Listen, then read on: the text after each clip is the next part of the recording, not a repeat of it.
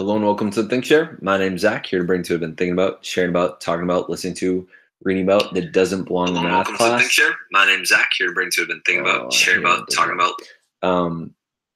It's not the things on this channel are not going to be on the standardized test, and they don't belong in math class. They're to make you the goodest version of yourself. Hey, Courtney. One of the things I'm sort of excited, but I don't know just how excited I'm. Hey, Josh. Is recently my channel is monetized, and I have some mixed feelings about that, along with some other things that have come up surrounding YouTube and sort of turning it into more of a business and actually thinking about making money. And it's an interesting way to sort of think about YouTube as like something actually does, rather than like the concept of it. So yeah, I wanted to share a little bit with y'all about that.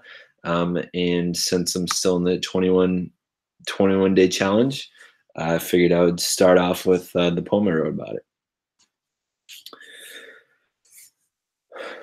Only kind of excited about my newfound monetization. I'm afraid that I'll be a master of clickbait and streams that aren't worth their weight. Afraid to the next step to jump into the possibility of abyss of what it looks like to make a living talking into my phone mic. I see it as a long-term window, a pastime that I can turn into a bizyo, but to point where I can't start to a crescendo and make multiple times what I can do as a teacher and do a bit more travel, a bit more life toasts, a bit more keynotes. It's just a little scary of how I could change votes, change roads, chase dough, and become a no-show. I think the remedy is the daily dream. It's controlling my choice of daily themes, a choice of posing nervously for an unboxing, choice paid advertising. I think I need to make myself a promise so I don't get out of my hands, a creed that I can abide to continue captivating my fam. Remembering to always inspire, show my own fire and failure to tell the truth about what my life really is and what it looks like on the inside. Not a glam life, just a man and a wife trying to seize rights to the future we both sized. So that's kind of how it came out in rhyme form. Got an Instagram notification, YouTube notification, and email you went live. So of course you're supporting my favorite teacher. Thank you, Courtney. Hey, Paul. Hey, Josh. Wait, you get emails too? I forgot that. Yeah, I guess you can get notifications in email. I think my mom gets email notifications. That's kind of funny. Hey, Miss Kathy and Jesse. So yeah, I figured I wanted to talk a little bit about it, see what you guys think. I'm curious, as you guys clicked on the video, did an ad come up? And I'm curious, if it did, what came up? I tried turning it on this time, and I don't know if it actually worked. I think it did. You got monetized, yeah. Miss Kathy, did an ad pop up when you opened this video? I'm really curious. No ad. Thank you, Patsy. No ad. All right, so maybe I didn't turn it on correctly. That's all right. I'll figure it out later. But I think the ads have been coming up for, hey, Sleep Master. I think ads have been coming up for some other people. Like my friend Zach said that when he went to watch the poem about his daughter the other day, that when he went to rewatch it, an ad came up. So when it turned, you have to add the ads after your stream processes when it turns into a video. But well, here's my question. So like when I go on to what's his name? I can see his face, James Cox. When I go onto his and he's streaming, like there's an ad that pops up before I can go into his stream. So I think you can turn on ads to join a live stream. Ads will play on videos, not when Kathy, I've experienced it on other people's channels. Now I don't know if that's like a next level maneuver that's like you have to have more subscribers than the regular monetization, but I've definitely seen it before. Do you have to set up for the ads? That is on his replay. I'm telling you. Oh, maybe I swear it was when it was live. Interesting. Well, maybe I'm wrong. Okay. I'm okay with being wrong. That would be kind of cool though, is because I remember I could swear to God, it was back when I was like, honestly, when I was trying to get that first 1,000, just watch video on 13. Um, oh, awesome. When you're watching replaying my experience. But I remember back when I was like around 700 or 800 subscribers, I was just trying to grind out those to the 1,000. I realized James Cox's channel, like there are a ton of people that would support you if you just went out there and sort of paid it forward and started supporting people. Hey, Adrian. I realized when I was doing that it was really easy to sleep master. um, yeah, Paul, I'm pretty tired. I played a lot of basketball today, sort of in a little bit of celebration today. I decided to be a little bit of a kid and just I think I played for like 4 hours with a mix between middle school kids and like adults older than me. You get people to keep watching now that you have ads. Gosh, I find most skip my ads. Yeah, what I would love to do is do those little 5-second ads because I don't expect like I skip through pretty much all ads that I see. But I would love to find the ads that like if you uh, that no matter what, like I know there's survey ones. I'm guessing. So I've looked on Social Blade before, and Social Blade it said like you can get paid $2 to $5 every time that every 1,000 views, and I don't know why it's $2 to $5, but I was guessing that that's the type of ad. So I wonder if it's like those little 5-second ads that you can't skip, and then it just quits out. Like I wonder if that's the one you get $2 for every 1,000 versus the 30-second ones or like the Ty Lopez ones that are 45 minutes, and it's like, well, shoot, I don't know if I'm actually going to watch this or not, but like you can skip through the whole time. I wonder how that all works, but either way, I wanted to show you guys something because I've never seen this before. I literally just saw it like maybe 15 minutes ago, and my arms just kind of went straight up. I was pretty excited. I'm going to do a screen share. Wait for it. Screen share. So I wanted to show you guys not that, right here.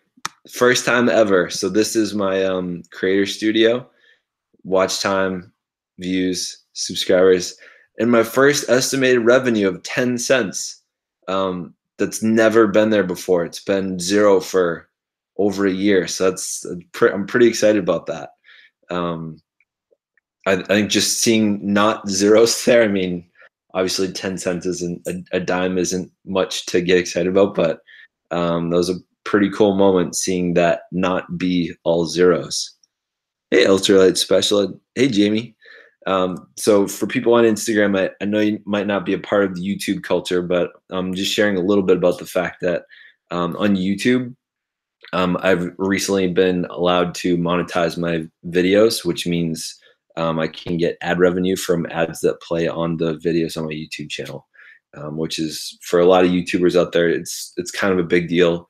It's like a pretty big milestone that people look forward to because it means people have watched your videos for a total of 4,000 hours, which is kind of nuts, and it still blows my mind a bit. I got lucky with, I would say, one viral video really did it, but it's going to take some hard work in the next year to keep that going.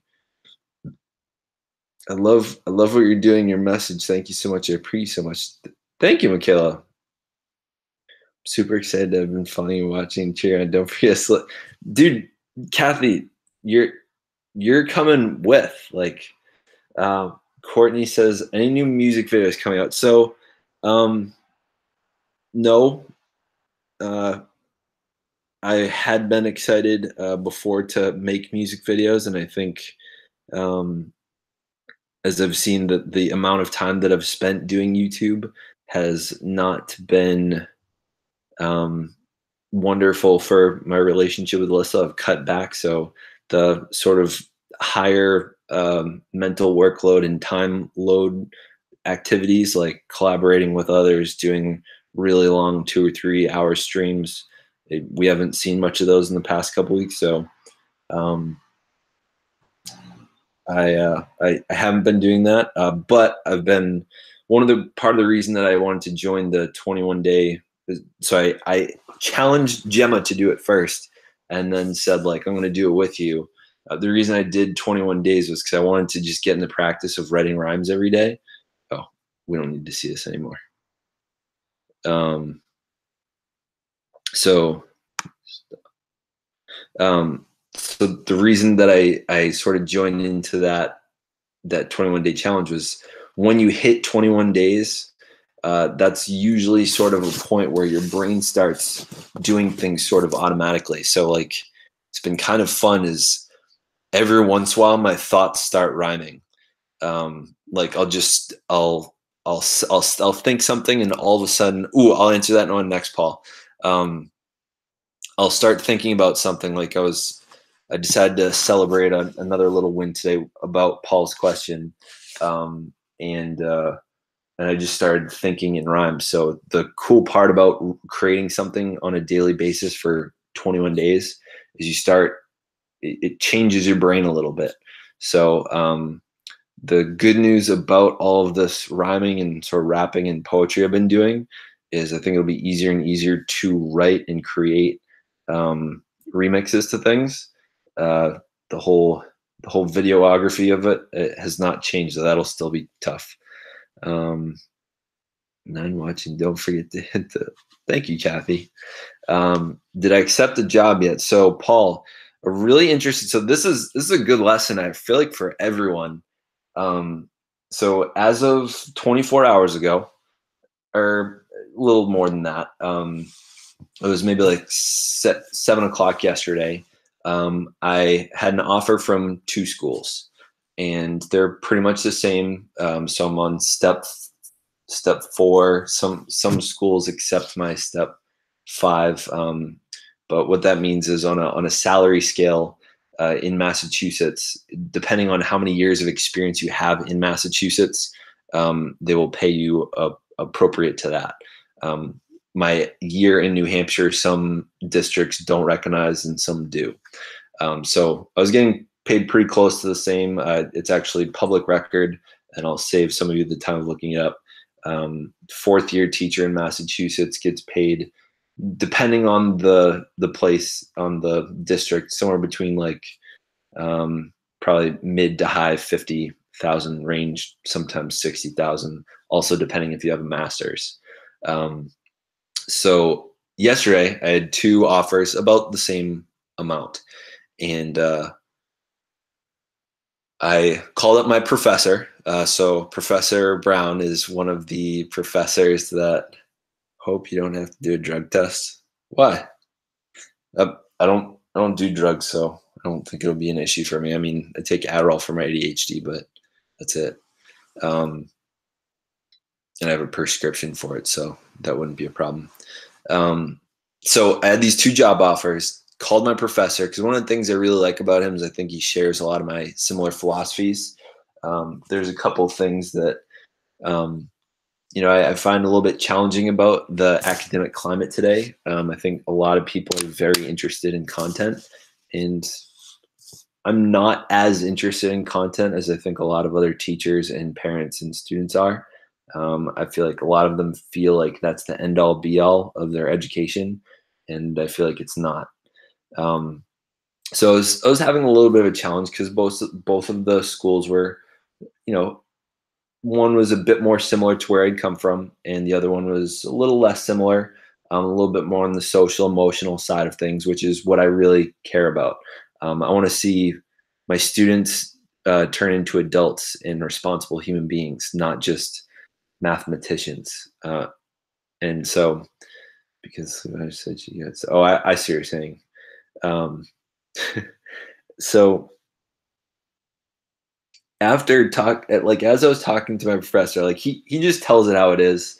I really love him for that. He's like, Zach, like you're weird. Like you have a YouTube channel. That's not normal. Like he was reminding me, like, different schools could be uncomfortable with that. Having a teacher that is very active and present and vocal on social media. I mean, having a daily YouTube channel, that's a lot of airtime. For some schools that they might not like that. They might not be comfortable with that because if we look at today, hey Dewey, by the way, I sent your book the other day. Oh, someone else I sent the book to recently. There was a stack of like 5 I sent the other day to 5 different states in the US, which is pretty cool. So yeah, as I was talking with him, he said, "Hey, you should talk to this guy Nick." And Nick is he's like, "I think you might have been in one of your classes because I know this professor because he was um, my master's in education. He was one of my professors there, so he knows a ton of young young teachers that are interested in different kinds of education, skills, and content, etc." So he says, "You should contact Nick." And I said, "Sure, text him or email him or whatever, give him my number." And he says, he texted him and then he got back to me and said, "Hey, Nick says they're looking for STEM teachers," which for those that don't know, that's science, technology, engineering, math. And again, I want you to consider this could be you someday. And I want you to look to see why this conversation that I had with him was valuable, and how it could apply to a situation that you could have someday. So I got these 2 offers. Talk with my professor because I know he really knows me in terms of like education philosophy, and I think that's what has a high determination of whether you'll feel fulfilled and accepted, and if it's a good fit for you. So that's why I consult with him, not just my wife, because my wife's not a teacher. I think there's a lot of things she doesn't understand about it. She obviously knows me really well as well. Talked to him. He said, "You should contact Nick. It's a similar school system to one of them, which is a little bit different. And I think if you're checking out this one place that you've already been accepted for, I think you'd like this other place." I said, "Okay." So I texted Nick and he said, "Yeah, let's talk in the morning." I called him up maybe, I don't know, 9:30, and I just talked to him. I said, "Well, I get 2 offers on the table, and yeah, I'm interested in the place because my professor said, that it sounds similar to the one that I might like." That all right, night, Kathy. Thank you. So I'm talking with him, and he says, I think we're looking for a couple math/science teachers. Like, are you interested?" I said, "Yeah. What do you need? Why don't I'll send you an email over with my resume and cover letter." And he's like, "Yeah, that can happen." I said, "Now I do want to say this is that I told the other 2 schools I would have an answer next like 48 hours. Like, do you think they could get me for an interview like today or tomorrow?" And he's like, "I don't know. I'll ask or I'll check." So I sent it over within the next like 45 minutes. I sent over my resume, cover letter, list of references, and teaching licensure, which are some of the normal things that people ask for. And then, oh yes, yeah, I agree. Arts are important, and I know more than anything because this channel for me oftentimes is an opportunity to do art. So I think STEAM is more important than STEM because I think STEM, but I could go on about that. I'm not going to go down that road right now. So I send over those things, and then I said I was hanging out with my mom and dad this morning, and I said, I should go back to the house. I got some work to do, and in case they pull me for an interview, like I should be closer to that area. As I'm driving, I get a call, and it's from that town that I know the school's in, and they say, "Hey, would you like to come in for, we got your information. Would you be interested in having an interview like maybe next week?" I said, "So I'm kind of under a time constraint, and I kind of got to make a choice, or I might have to say yes or no to some people. You know, any chance you can fit me in today or like tomorrow? And they said, you know what? Like, I kind of gotta head out early today, but I'm sure. Like, I don't know where you are, what you're doing, or what you're wearing. I don't care what you're wearing, but yeah, come on in. And so I was wearing athletic shorts and my UMass rugby cutoff sleeve like tank top, and I went to an interview like wearing this like cut off shirt and like athletic shorts and sneakers, um, for this like really impromptu interview. And I talked with them. I really liked what they had to say. I really liked the school. I mean, I I am still not 100% sure which one I want to choose, but I think that it could have moved up to the top two choices. And you know, I didn't have an offer yet, but I said, you know, what could I expect in the next step? And I think for those that have not done an interview before, it's okay to ask at the end when they say, "Do you have any questions for us?" Which a good interviewer usually says something like that. You can say, you know, what can I expect next? Like, should I expect an email? Like, what happens now? And so at that point, I said, yeah, like, could I find out tomorrow if there's an opportunity, if there's an offer on the table? And they said, sure. About an hour after the interview, I got a call and said, hey, we can offer you a position, for this amount and et cetera. And, you know, would like to have you. So in a span of about 11 hours, I went from having to choose from two schools and not being completely sure to having three schools by having a conversation with someone that's connected, having a conversation with someone that needs something. And, you know, if I were having a hard time finding a job, I think I would have gone to this professor and said, hey, I haven't found anything on School Spring. School Spring is the website, at least in Massachusetts, that a ton of people post teaching jobs onto. And I would have said, hey, there's not much on School Spring. Do you know anyone that's looking for a STEM teacher? Because I can really teach pretty much any of those four subjects. And I would have done that. And one of the things I learned, so back when I was under unemployment in summer 2014, you actually had to go to like a training sort of about finding jobs. And the thing they said is that 80% of the available jobs are not posted anywhere. It's all word of mouth. It's all internal. So for those of you that are looking for jobs out there, that you're hustling, you're filling out all these applications, you're going to Indeed, you're going to monster.com, you're going to School Spring, you're going to Glassdoor. There's tons of websites that have all these job postings, LinkedIn. Use your network. You know, they say it's not what you know, it's who you know. Getting a job is often far, like, I would bet there's a really good let's see, of the jobs that I've had so far, my first one as a software developer, that was because I showed up to the networking event where the company came and talked with us. So that wasn't necessarily who I knew, but I guess I kind of knew the career development lady, Cheryl Brooks at UMass, and she was really great to work with.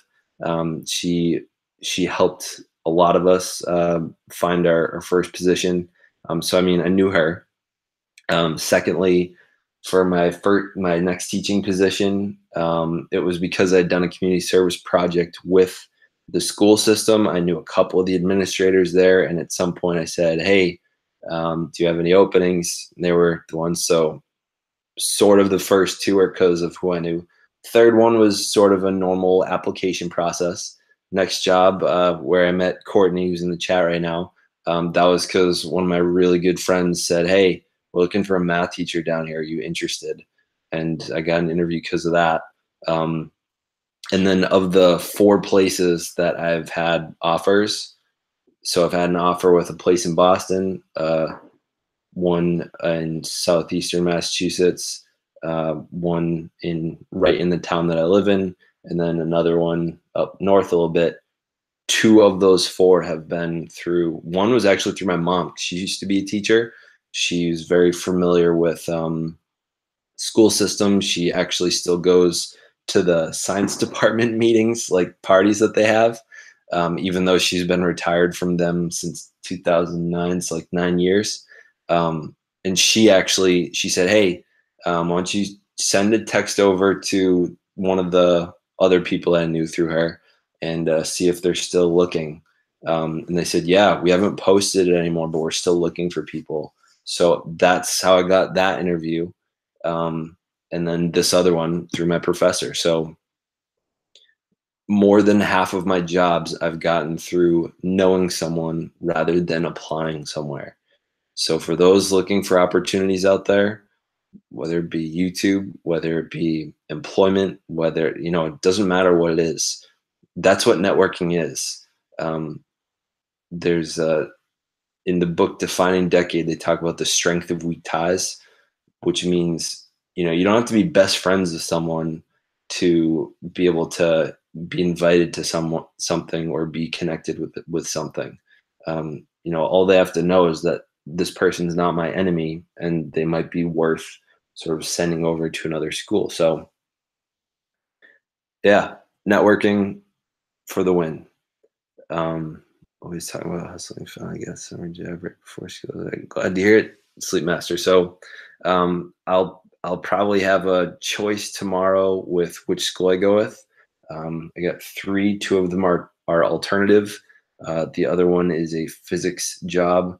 I would not be the only physics teacher. I think one of the things I really like about the possibility of teaching a sort of at a new place is having a little bit more autonomy over what and how I can teach. I think trying to teach, hey Kim, trying to teach something really similarly to multiple other classes and teachers has definitely put me under some stress. I know I'm a little weird. I like to do things a little differently. Um, I think on some level they know that we're not going to do things the same, but I think trying to be really similar, that was challenging for me. And so one of the things I looked for was a job where I wouldn't necessarily have to be matching what other people were doing. I'd have a little more autonomy. And 2 of the offers are a bit more like that. Hey, just wanted to let you know I got Geary next year for Algebra 2. Awesome. Wait, so he's teaching Algebra 2? I didn't know that. That's good to hear. Oh yeah, I'll have to tell him in the department where I'm going next tomorrow. Has anyone ever heard of a science textbook named Springboard? I don't think so. So yeah, I got 3 offers on the table. I'm gonna choose tomorrow. I'm probably not going to. One of the things I decided not to do is, I mean, if you really wanted to figure it out, you could probably figure out where I taught last. But yeah, it's not something that I'm planning on doing in the future. Is saying specifically where I work. So yeah, those things are looking good. And I played a ton of basketball today. In fact, I got to meet. Think of all the offers you'll get when you get on Ellen. Thanks, Paul. That is on my bucket list for sure. It's going to take a lot of me being a good person and an interesting person for me to show up on there someday. Better see you in the stands this coming year. Courtney, I think I'll show up to at least one of the football games. Maybe to one of the away games. It's maybe a little bit closer to where I'll be at. But yeah, I'd like to be at least. Maybe that's just in Jacksonville School. That's possible. Something else I was gonna say. Oh, another kind of funny networking moment. So today, as I was playing basketball, there was there's a set of 4 people that came in. It was mostly like young 20s teenagers that I was playing with, and these 4 people that came in were a little bit different demographic. There was it was 2 boys, 2 girls, probably a little bit older than me, which is not the normal demographic, but I said, hey, you guys want to all play like 5-on-5 because we had enough people. And they ended up playing with us. We had a lot of fun, and we didn't even keep score. Just everyone stopped at some point when like a couple of people went for a water break. And I was sitting there just talking to them about stuff, and all of a sudden I was talking about the YouTube channel, I was talking about the book and the TED Talk, and they said, "Hey, maybe you should come to our company and talk or do your goal setting workshop or something." So um, that's another opportunity that may or I don't know if they were like sweating and they're just being friendly and I think sometimes people do that.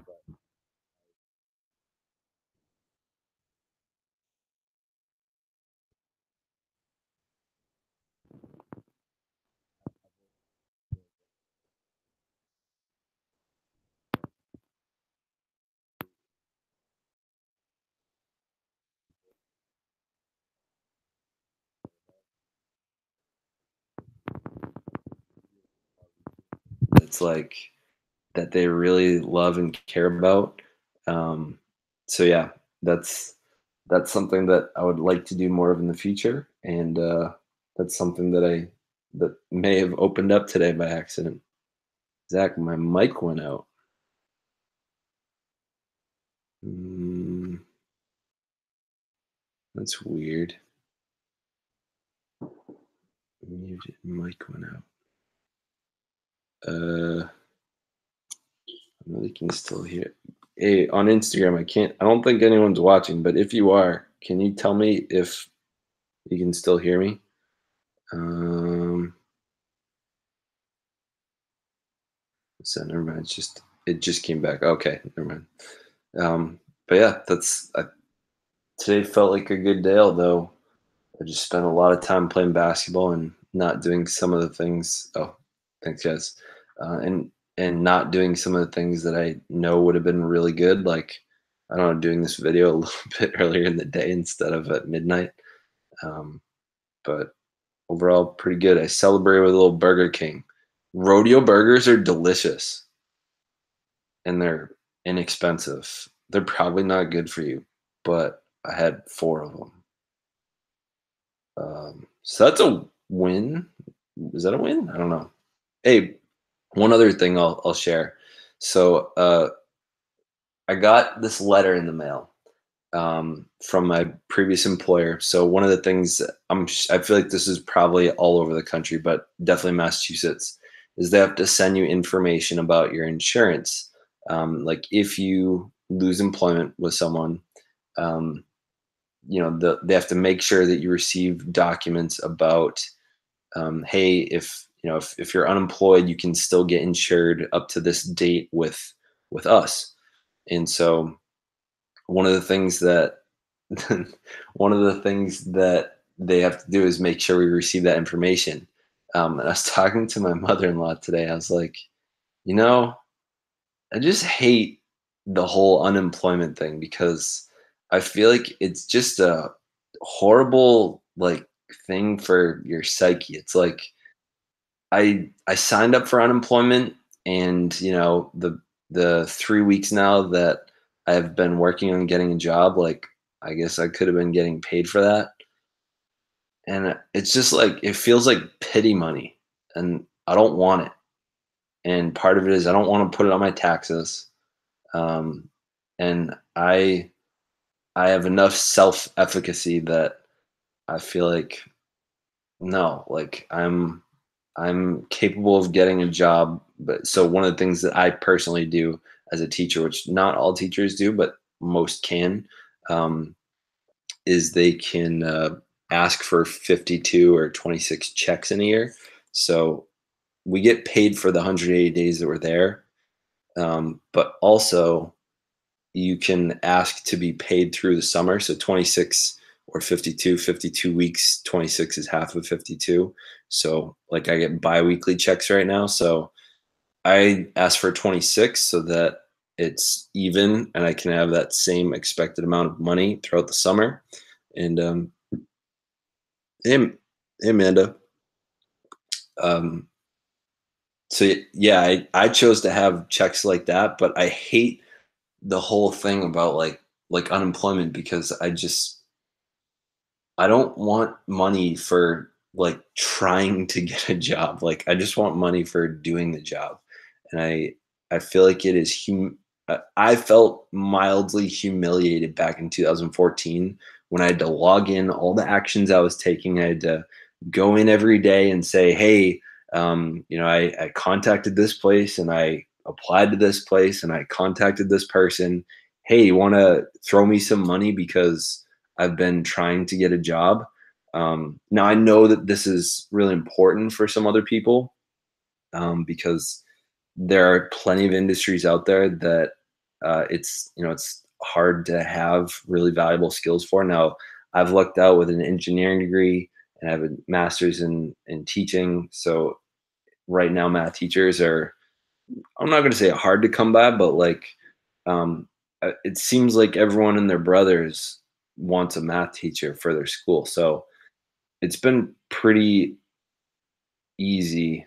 Find like there's only been one school of the ones that I've applied to that hasn't gotten back to me. So that's 80% of the schools that I've interviewed at have gotten back to me, and 80% have given me offers. Um, I guess one of them is just giving me the cold shoulder, and I was a little disappointed that they didn't even contact me back. What exactly do you do? I'm Well, I'm currently unemployed. However, I'm going to be a math and or science teacher in the fall. I was talking earlier, I have 3 offers on the table that I'm going to be choosing one of them for tomorrow. Hey, Anthony. Oops. Um, my te- in my years teaching in CA, we only get paid once a month. Biweekly checks would have been nice, yet it was helped me to budget better. Oh, absolutely. That I don't like that once a month thing, because that kind of messes with the way that you do your bills, and you got to make sure there's money in your account for different things. Thank you, Amanda. So, yeah, I figured I would share a little bit about that. So, for those that are watching on Instagram, I had shared earlier. Just um, I'm I'm also live on YouTube right now, and I've recently hit a YouTube milestone of being able to monetize my videos and put ads on them. So, I just wanted to share. I shared a poem. I'll tell you what, since there's a bunch of people on now that weren't here earlier, I'll do the poem again.